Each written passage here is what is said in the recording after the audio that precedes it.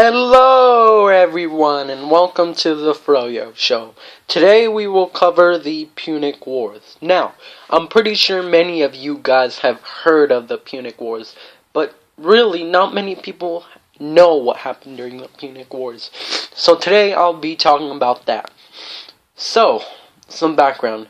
In modern day Palestine, there are a group of people called the Phoenicians. Now, they're known for making purple dye and for the cedar trees of Lebanon. Anyways, the Phoenician settlers had founded the city of Carthage and founded the Carthaginian Empire. Now, also note that Punic means Phoenician, so when the Latins say the Punic Wars, they're saying the Phoenician Wars. Anyways, the Carthaginian Empire was known for trading, and by 265 BC, they had become the wealthiest city in the region. So, you think that Rome wanted to fight the Carthaginians because of that? Well, you're wrong. Actually, the Romans and the Carthaginians had formed a treaty and were good friends for quite some time. But that treaty didn't last long. You see, Rome decided to intervene between a conflict at the island of Sicily between the city of Syracuse and the city of Messina. Carthage was in the favor of Syracuse, while the Rome defended the Messenians. This launched a great conflict between the Romans and the Carthaginians, and war had erupted.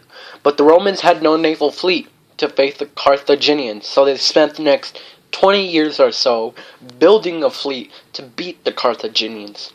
After a couple of battles, the Romans actually beat the Carthaginians' fleet and gained Sicily and proclaimed it a Roman province.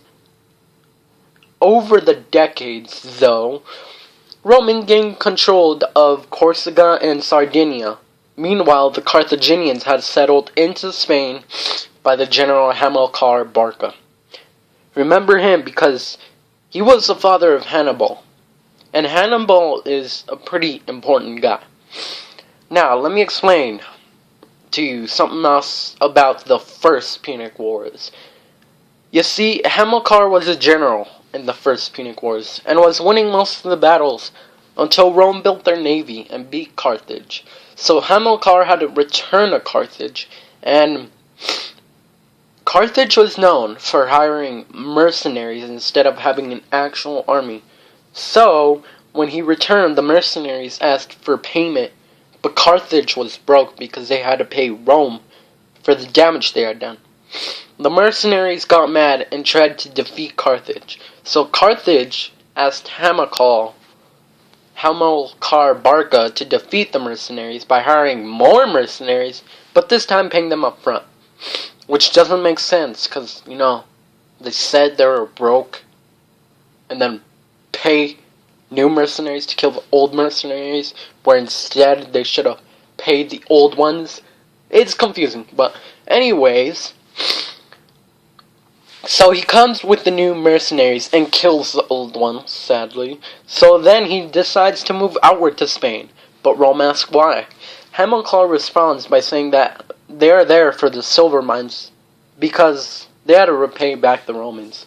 The Romans decide that this is okay and leaves them alone, but then Carthage wants Hamilcar to come back.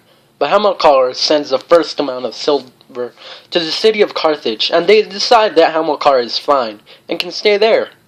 But Hamilcar had a hatred for the Romans and made his son Hannibal to take a blood oath to always hate the Romans.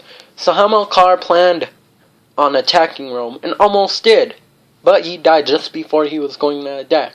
Attack. Funny word. So, you may ask, so what did Hannibal have to do? What did Hannibal do that was so important to the Punic Wars?